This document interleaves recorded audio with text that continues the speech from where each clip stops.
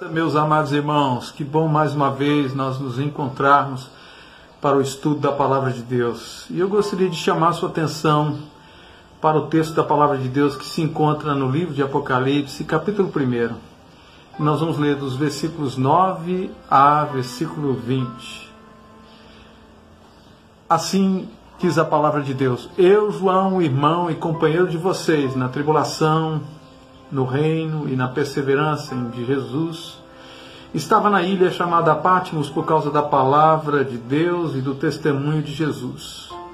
Achei-me no Espírito no dia do Senhor e ouvi atrás de mim uma voz forte como de trombeta dizendo: escreva num livro que você vê e mande-o às 7 igrejas: Éfeso, Esmirna, Pérgamo, Tiatira, Sardes, Filadélfia e Laodiceia. Voltei-me para ver quem falava comigo e vi 7 candeeiros de ouro. E no meio dos candeeiros um semelhante a um filho de homem com vestes talares e cingido à altura do peito com um cinto de ouro. A cabeça e os cabelos dele eram brancos como a alva lã, como neve. Os olhos eram como chama de fogo. Os seus pés eram semelhantes ao bronze polido, como que refinado numa fornalha. A voz era como o som de muitas águas. Na mão direita ele tinha 7 estrelas, e da sua boca saiu uma afiada espada de 2 gumes. O seu rosto brilhava como o sol na sua força.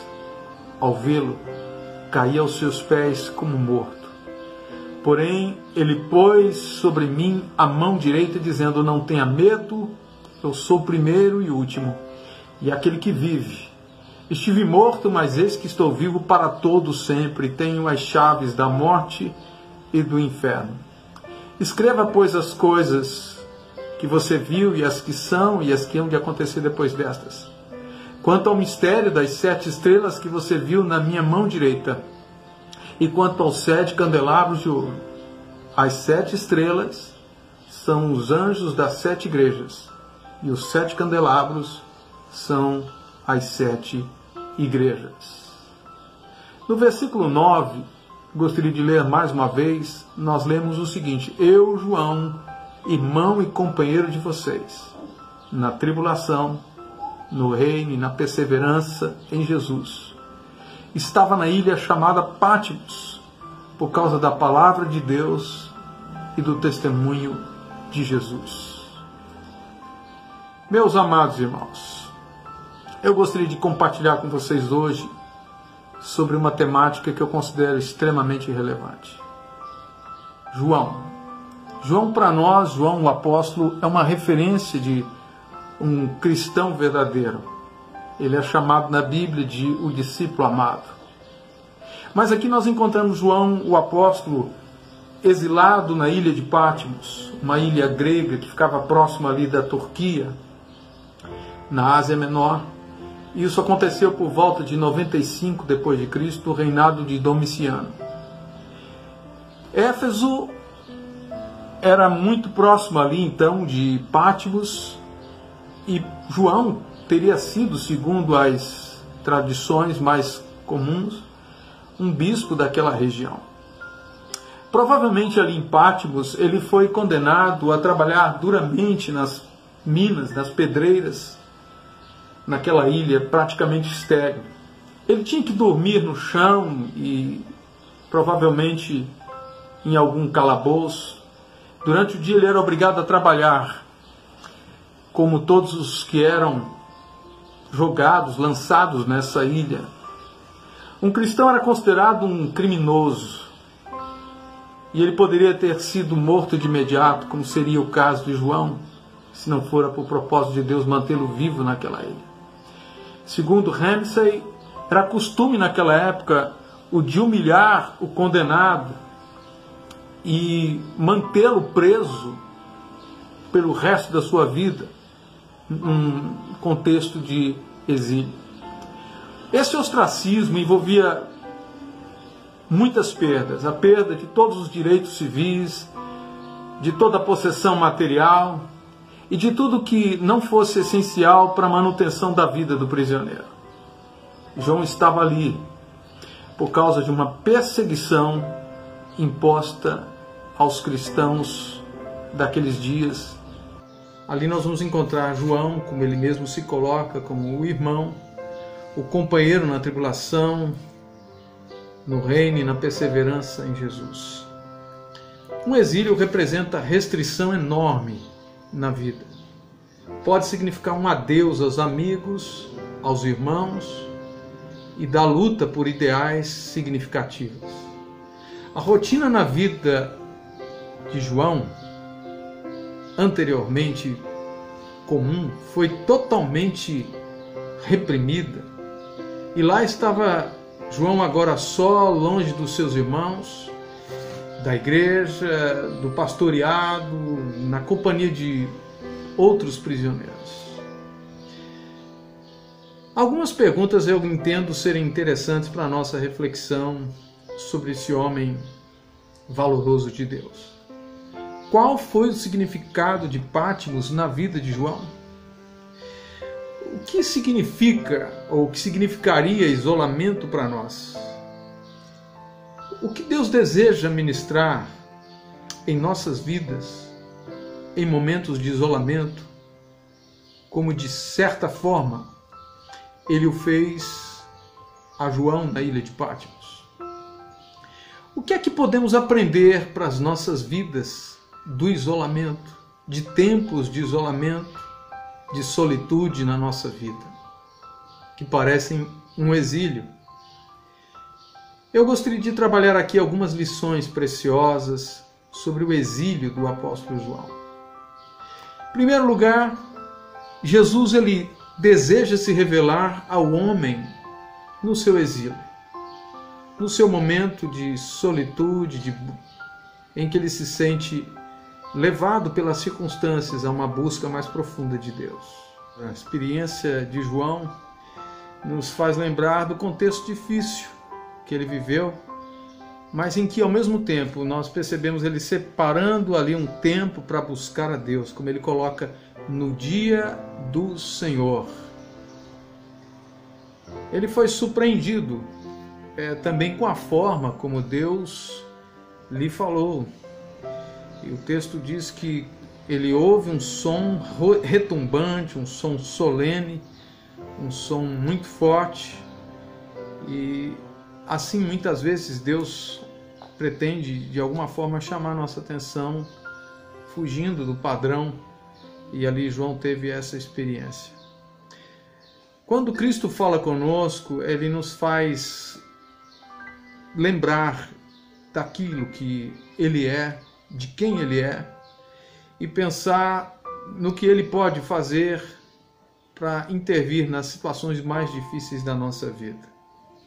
E de acordo com a visão de João, nós vemos um Jesus se revelando de uma forma gloriosa. Quando João olha para trás e vê a figura de Jesus, ele fica impressionado. Ele relata que vê alguém semelhante a Filho do Homem. Essa é a primeira característica que ele percebe dessa visão. A mesma imagem que Daniel pôde ver, como nós lemos lá em Daniel capítulo 7, versículo 13, numa das visões que Deus lhe deu. Quando nós vemos João fazendo menção de ter visto Jesus como semelhante a Filho do Homem, isso nos faz lembrar do próprio João dizendo no seu evangelho, no capítulo 1, que Jesus ele viveu entre os homens. Diz o texto que ele se fez carne e habitou entre nós. No original, a ideia é de tabernaculou entre nós. Então, Jesus mais uma vez se mostra a João como aquele que um dia andou com ele nas estradas empoeiradas da Palestina. Mas também a gente começa a pensar nas visões que o próprio Jesus está querendo passar de si mesmo, a autorrevelação do Messias para João, aquele que veio se identificando com as mazelas, pecado da humanidade, para salvá-lo, como Isaías bem profetizou, como nós temos referência disso em Isaías 53. Depois ele fala de ver esse Filho do Homem com vestes talares, ou seja, vestes longas, e com cinto de ouro sobre o seu peito. Isso lembra, meus irmãos, essas vestes longas, as vestes que os sacerdotes usavam, principalmente após eles saírem ali do tabernáculo ou do templo, depois de terem ministrado para Deus, terem feito ali as suas orações, o que nos faz pensar no ministério sacerdotal de Jesus, como em Hebreus ele é colocado como nosso sumo sacerdote supremo. Ele abre o caminho para Deus, essas vestes apontam para isso, o caminho para os outros que precisam se aproximar. Ele tinha acesso a Deus, Jesus tem acesso a Deus, aliás, é só através dele que nós podemos chegar a Deus. O cinto de ouro fala da realeza, da dignidade real que somente Jesus poderia demonstrar. Assim como os reis no passado eram vistos pela sua forma de se vestir e por terem geralmente ouro nas suas próprias vestes, assim nós conseguimos perceber a realeza de Jesus. Depois ele fala de cabelos brancos como a neve, isso nos faz pensar na maturidade, na sabedoria eterna de Jesus. Os olhos como chama de fogo falam da sua onisciência, de um olhar penetrante que tudo consegue perceber, encontrar, compreender, discernir. Os pés semelhantes a bronze polido. Isso nos remete ao fato de que Jesus está se revelando como todo-poderoso, aquele ser indestrutível, mas também nos revela o caráter de pureza. Quando nós lemos sobre os pés de bronze, há comentaristas que explicam que esse material não era outra coisa, senão a mescla de prata e de ouro. A sua voz era como de muitas águas, e a terra resplandeceu por causa da sua glória. Aqui nós entendemos que voz de muitas águas fala da majestade de Jesus, da sua autoridade no comando. Depois ele fala também de Jesus tendo na sua mão direita uma espada de 2 gumes. Isso tem a ver com julgamento e uma palavra que conquista. E nós nos lemos de Efésios capítulo 6 e de Hebreus capítulo 4, quando fazem uma analogia da palavra de Deus. O autor aos Hebreus diz que ela é penetrante, penetra muito fundo, como uma espada de 2 gumes, e apta para discernir pensamentos e propósitos do coração. Jesus conhece os pensamentos de todos, e especialmente ele vai falar do que está acontecendo nas igrejas da Ásia, onde as cartas seriam lidas de orientação, de recomendação, de advertência de Jesus, inclusive essa palavra que traz revelação e traz possibilidade de transformação e de mudança. Fala de Jesus que também tinha um rosto que brilhava como o sol na sua força. Aqui tem a ver com glória indizível, com pureza radiante. E aí a gente se lembra de Jesus com os seus 3 discípulos ali na experiência do Monte da Transfiguração, quando eles puderam ver Jesus de uma forma muito gloriosa e que caíram por terra, com o rosto em terra, mais precisamente pasmos diante da majestade de Jesus. Diz ainda que Jesus segurava na sua mão as estrelas, as 7 estrelas que representavam aí a sua autoridade sobre as igrejas e mais especificamente sobre os seus líderes, os seus pastores. Como é reconfortante saber que Jesus tem a igreja nas suas mãos e que os líderes são cuidados por ele, são protegidos de uma forma especial. A reação de João só podia ser a que nós vemos no versículo 17, quando o texto diz que João cai aos seus pés como morto. E aqui, meus irmãos, vale uma aplicação preciosa. Aquele que sustenta todo o universo com o seu braço forte, o Deus onipotente, o Cristo poderoso, é o mesmo que levanta com carinho o seu servo e o reanima. Ele se revela ao apóstolo como grande vencedor. Em momentos que podemos nos sentir derrotados, como se fosse o fim da nossa jornada, nós sabemos que há um Deus gracioso que nos levanta, que nos coloca de pé.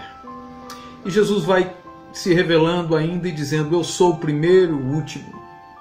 E aqui a gente faz menção, vale fazer menção, de Jesus como aquele que foi anunciado de Gênesis a Apocalipse, como aquele que esteve presente na criação, como aquele que é revelado através dos profetas, como o Salvador que viria para a nação de Israel. E Jesus, mais do que isso, ele se revela de fato como o Salvador das pessoas, de uma forma universal.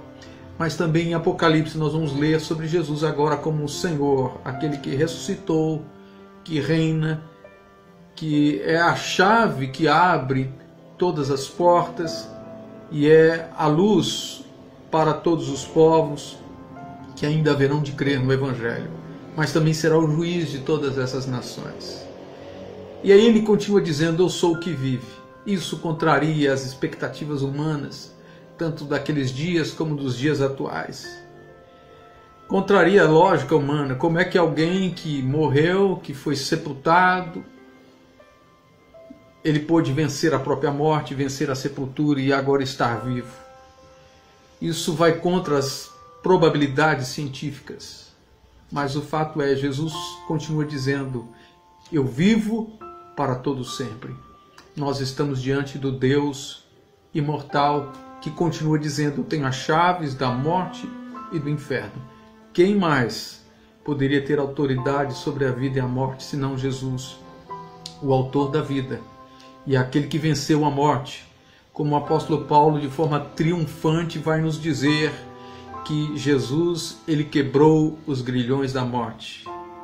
E que o cristão, aquele que conhece o Evangelho, que acredita na vida após esta vida, na vida eterna, na ressurreição dos mortos, ele vai poder, de forma muito clara, poder zombar mesmo da morte, dizendo: ó morte, onde está a tua vitória? Onde está, a morte, o teu poder? Porque Jesus quebrou os grilhões da morte e fez com que nós nos tornássemos pessoas ressuscitadas, ressurretas em Cristo. E isso profeticamente nós podemos esperar. Que Deus nos ajude a nos lembrarmos desse Jesus grandioso, maravilhoso, que continua se revelando a nós como aquele que é poderoso, que tem uma palavra que conhece profundamente as nossas necessidades e vem de encontro a essas necessidades, que nos reanimam. Oremos, meus irmãos. Pai, nós queremos te agradecer porque sabemos que o Senhor é fiel, que o Senhor é o mesmo ontem, hoje e o será para sempre. Que bom, Senhor, nós sabemos que Jesus Cristo é o grande vencedor de todas as pelejas, que nunca estaremos sozinhos, que o Senhor vai cumprir toda a tua palavra e que enquanto aguardamos a vinda gloriosa de Jesus, novos céus e nova terra, nós podemos nos sustentar na certeza das tuas promessas que se cumprirão no tempo devido na nossa vida. Obrigado, Deus, porque tudo poderá passar, mas aquele que faz a vontade de Deus, esse permanecerá para sempre. Obrigado, Deus, porque nós já sabemos o final da história e sabemos que no final Jesus é o grande vencedor. Bendito seja o teu nome, louvado seja o Senhor para sempre. Amém. Aguardo você na próxima semana para continuarmos estudando a palavra de Deus juntos. Que Deus te dê um dia muito abençoado e um final de semana cheio de graça e de misericórdia do Senhor na sua vida. Deus abençoe.